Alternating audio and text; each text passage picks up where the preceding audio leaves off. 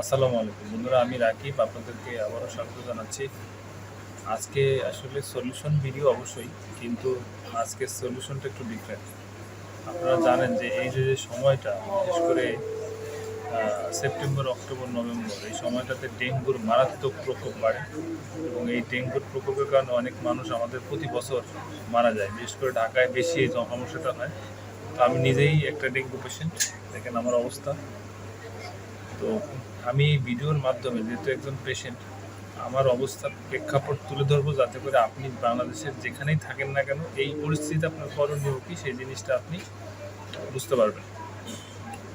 প্রথম হচ্ছে, ডেঙ্গু জ্বরের কিছু লক্ষণ আছে। সেটা হচ্ছে যে ডেঙ্গু যখন হবে 1-2 দিন জ্বর থাকবে বা লাগাতার 8-10 দিনও জ্বর থাকতে পারে। জ্বর পড়ে যাওয়ার পরে যে সমস্যাটা হয়, প্লেটলেটটা কমতে থাকে।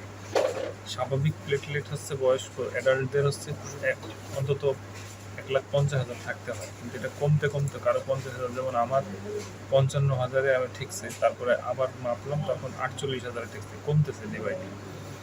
যখনই দেখবেন যে প্লেটলেট কমতেছে তখন ভয় পাবেন না। বাবা মাদেরকে বলছি এই পরিস্থিতিতে ভয় পাবেন না। ডেঙ্গু জ্বরের জন্য আহামরি যে কোনো চিকিৎসা দেয়, ওষুধ দেয়, সেটা কিন্তু না। এখানে চিকিৎসা হচ্ছে ধরুন স্যালাইন দেয়, যেমন যে আমি এটা কেন নিয়ে এসেছি, স্যালাইন কিন্তু দিচ্ছে, স্যালাইন চলতে থাকে। এবং যদি বাথরুম শুরু হয় তাহলে কলেরা স্যালাইন দেয়। এবং এই পরিস্থিতি যেটা করণীয়, বাসায় থাকতে পারলে ভালো।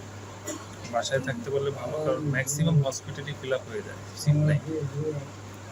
তো আপনি যেগুলো করবেন, যে কাজগুলো আমরা বাবা মারা যেটা করি, যে খাওয়া দাওয়া কি খাবো কি না খাবো বুঝতে পারি না, বারবার ডাক্তারকে পেন দিতে থাকি। এই পরিস্থিতিতে প্রচুর পরিমাণ লিকুইড খাবার খাইতে হবে, ফ্লুইড খাবার খাইতে হবে। কী কী খাবার খাবেন? বিশেষ করে পেঁপেটা একটু কম খেলে চলবে, পেঁপে কম খাবেন, কিন্তু ডাব, তারপরে আনারের জুস, আনার, তারপর হচ্ছে গিয়ে মালটা, দেশি মালটা, লেবুর শরবত, তারপরে খেজুর, তারপরে ওর স্যালাইন অন্তত 5টা, দিনে 5টা বা 4টা-5টা স্যালাইন খেতে থাকতে হবে। এবং এটা কন্টিনিউ করতে হবে। কন্টিনিউ করলে দেখবেন যে একসময় ভালো ফিল হবে। মানে যত তারা খাবার খাওয়া যায়, খাবার খাইলেই সুস্থতা বাড়বে। আরও কিছু সিমটম আছে, যেমন নাক দিয়ে রক্ত পড়া, বায়ু পথে রক্ত পড়া, এরকম যদি হয় তাহলে আপনার যেটা করণীয়, সেক্ষেত্রেও আপনি ভয় পাবেন না, খাবার চালায় যাবেন। খাবার চালায় গেলে দেখবেন যে আপনি একটা সময় সুস্থতা চলে আসবে। মানে সর্বোপরি যে জিনিসটা বলবো, যে ভয় পাওয়া যাবে না। এবং 4 জন অন্তত ব্লাড ডোনার রেডি রাখবেন, যারা ইমার্জেন্সি যদি রক্তের প্রয়োজন হয় তারা যেন আপনাকে রক্ত প্লাজমা দিতে পারে। হ্যাঁ, এরকম 4 জন। আর হসপিটাল কন্ট্যাক্ট রাখবেন, অ্যাম্বুলেন্স রেডি রাখবেন। যে কোনো পরিস্থিতিতে যদি প্রেশার ডাউন হয়ে যায় তখন প্রবলেম হয়ে যাবে। যখন পরিস্থিতি খারাপ বুঝবেন, একজন ডাক্তারের শরণাপন্ন হয়ে যাবেন। ওই ডাক্তারের কথা নিয়ম অনুযায়ী আপনি চলবেন। যখনই মনে হবে যে একদম পরিস্থিতি খারাপ, তখন আপনি খারাপের মানে চাইতেছে খারাপের দিকে, তখনই আপনি হসপিটালাইজ হয়ে যাবেন। এই ছিল হচ্ছে বিষয়। মানে টোটাল মেসেজ হচ্ছে যে ডেঙ্গু হলে ঘাড়ানো কেউ যাবে না, প্রচুর খাবার খাইতে হবে মুখে, এবং প্রপার রেস্ট চলে যেতে হবে। বাসায় থাকতে পারলে ভালো। আর যাদের বাসায় যদি বাচ্চা যারা আছে, তাদের যাতে কোনোভাবে মশায় না কামড়ায়, কারণ ডেঙ্গু রোগীকে অবশ্যই মশাই টানাই দেবেন, কারণ ওই রোগীকে যদি কেউ মশাই কামড়ায়, ওই মশা যদি অন্য কাউকে কামড়ায় তাহলে তারও ডেঙ্গু হবে।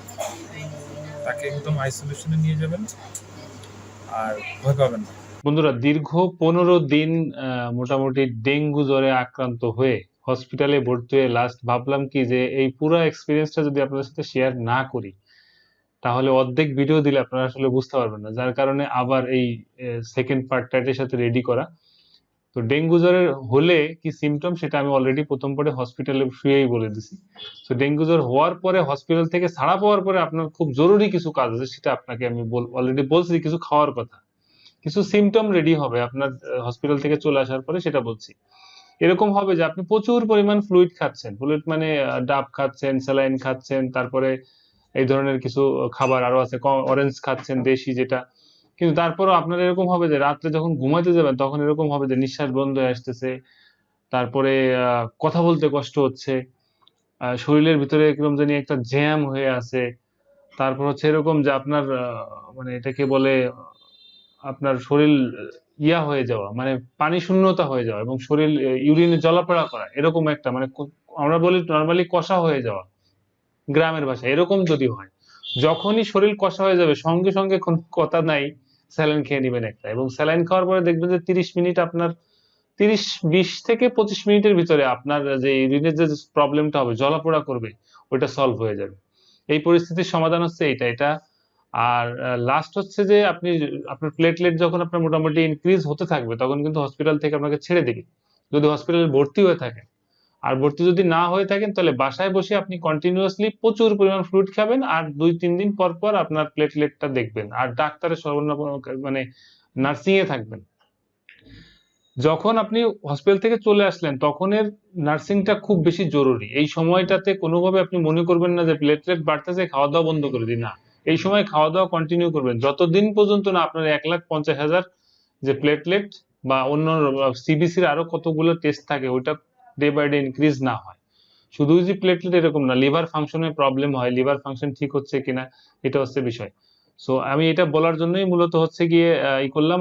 আর একটা ঘরোয়া, যাতে ডেঙ্গু এডিস মশার ব্যাপারে একটা বিষয় আপনাদেরকে বলবো, যে এটা আসলে সিটি কর্পোরেশন কিংবা নির্বাচন চেয়ারম্যান যিনি আছেন, ইনি আমাদের আসলে, আমরা যদি মনে করি উনি আমাদের সবকিছু করে দেবে, বিষয়টা এরকম না। আমাদের বাসার আশেপাশে পরিষ্কার করার দায়িত্ব আমার। আমি কোক খাইলাম কিংবা ডাব খাইলাম, খেয়ে বাসার নিচে ফেলাইলাম, আর ওটার ভিতরে ডেঙ্গু হলো, পরে কামড়াবে কিন্তু সিটি কর্পোরেশনের মেয়র না, আপনার এই কামড়াবে, আপনার বাচ্চার এই কামড়াবে। তো বাসার আশেপাশে পরিষ্কার করবেন, সিটি কর্পোরেশন কিংবা চেয়ারম্যানের জন্য অপেক্ষা করবেন না। আর আরেকটা কাজ করবেন, ইনফিস অনেক আগে একটা জিনিস আমরা দেখতাম, এখন থেকে 10 বছর 15 বছর আগে মানুষ ঘরে ধূপের সাজাল দিত। তো এটা কিভাবে দিবেন? নারিকেলের ছোবা এটা নিয়ে আসবেন ঘরে কিনে, আর ধূপ গুঁড়ো করে সকাল এবং সন্ধ্যা এটা ঘরের ভিতরে দিবেন। দিলে দেখবেন যে মশা মাছির উদ্যোগটা কমে যাবে। ফাইনালি একটা জিনিস বলে শেষ করব। অনেক মানুষ আমাকে বলেছে যে পেঁপে পাতার রস খাওয়ার জন্য। হ্যাঁ, পেঁপে পাতার রস আপনি 1 চামচ পরিমাণ খেতে পারেন। আর এটা আমি চেক করেছি, এবং আর একটা প্রোডাক্ট আছে, সেটা হচ্ছে ভেজিটেবল, আমি আপনাদেরকে দেখাচ্ছি অনলাইনে বাস্তবে। এটার নাম হচ্ছে বিট। এই যে দেখতে পাচ্ছেন, আমি যদি এটাকে ক্লিক করি, এই যে দেখেন, এটাকে বলে বিট। এটা আপনি শহরে পাবেন, গ্রামেও পাওয়ার কথা। এটা পার ডে 2টা, এটাকে ভালো করে ব্যালেন্স করে এটা জুস পার ডে যদি 2টা খেতে পারেন, এটা মারাত্মক আকারে আপনার প্লেটলেটটা বাড়ে এবং শরীরের অন্যান্য ফাংশন গুলো ঠিক করে। এর সাথে এখানে দেখেন একটা জিনিস আছে, 8 things that can increases our blood platelet count. ওকে, এখানে দেখেন ফ্যাটি ফিশ, তারপরে হচ্ছে গিয়ে আপনার অ্যালকোহলটাকে টোটালি আপনার অ্যাভয়েড করতে হবে। আমি যদি একটু জুম করি, টোটালি অ্যালকোহলটাকে অ্যাভয়েড করতে হবে। ভিটামিন ই জাতীয় fish, okay, avoiding vitamin E and fish well, এটাকে অ্যাভয়েড করতে হবে। হ্যাঁ, তারপরে ইটিং মোর লাফি গ্রিন, মানে এখানে দেখেন গ্রিনস এর কথা জিনিসটা বলছে, যে সবুজ ফল এইগুলার জুস, অনেকে যদি খেতে না পারেন তাহলে জুস বানায় খেয়ে ফেলবেন। হ্যাঁ, পাকা পেঁপে, তবে কাঁচা পেঁপে কম খাবেন। আর হুট করে একজন এসে আপনার গ্রামের যেতে অনেক ইয়ে আছে, আপনার ফার্মেসি আছে, ওষুধ টষুধ দেয়, নিয়ে এসে খাওয়া শুরু করবেন না। এখানে হসপিটালে আমি ভর্তি থেকেছি 3 দিন, আমি দেখেছি এটার জন্য যে বমি হলে বমির ওষুধ দেয়, জ্বর হলে প্যারাসিটামল দেয়, আর ক্যানোলা লাগায়, ইনজেকশন দেয়। ভাই, আপনি যদি মুখে খাইতে পারেন স্যালাইন, তাহলে পারফেক্ট, তাহলে আপনার ওইগুলোর দরকার নেই। খুব বেশি আহামরি ট্রিটমেন্ট নেই। আর ডেঙ্গু জ্বরে মারা যায় কেন জানেন? কারণ হচ্ছে যে মানুষ খাইতে পারে না, তখনই মারা যায়। এটা হচ্ছে ইস্যু। যখন খাইতে পারে না, তখন মানে ব্লাডের সেলগুলো, নতুন সেল ক্রিয়েট হয় না, আর যখনই ক্রিয়েট হয় না, তখন ডে বাই ডে অসুস্থ হতে থাকে। আইসিইউতে ঢুকাও, তখন একসময় মারা যায়। সো ভয় পাবেন না, ডাক্তারের নার্সিং এ থাকবেন, উল্টাপাল্টা চিকিৎসা করবেন না, আর কারো জ্বর হলে হুট করে ওষুধ খাওয়া শুরু করে দেবেন না। অন্তত 2 দিন সময় দিবেন এবং ডাক্তারের পরামর্শ নেবেন। ডাক্তার মানে ফার্মেসির ডাক্তার না, বাবু ডাক্তার। বিষয়টা এরকম, বাবু ডাক্তার, রাকিব ডাক্তার, রাকিব সাহেবের ফার্মেসি আছে, রাকিব ডাক্তার, এরকম না, রেজিস্টার্ড ডাক্তার। ওকে, ভালো থাকবেন, চ্যানেলটা সাবস্ক্রাইব করবেন। আসসালামু আলাইকুম।